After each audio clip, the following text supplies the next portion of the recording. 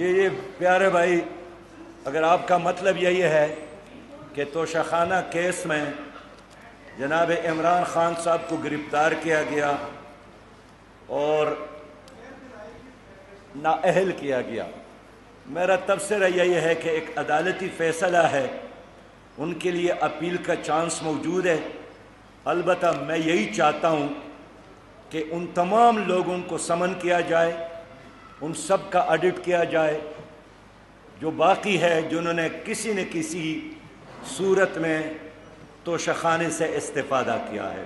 صرف ایک کی گرفتاری قوم کافی نہیں سمجھتی ہے، ان تمام چہروں کو بے نقاب کرنا اور ان کا احتساب کرنا اور سب کا احتساب کرنا قوم کا مطالبہ ہے۔ وقت آئے گا، سب کا احتساب ہوگا، بے لاگ ہوگا، شفاف ہوگا، اور اس میں ان سب کا احتساب ہوگا، سیاسی لیڈر ہو، کوئی جج ہو، کوئی سابق جرنیل ہو، جنہوں نے بھی اس قوم کی دولت اور اس قوم کے خزانے سے کھیلا ہے۔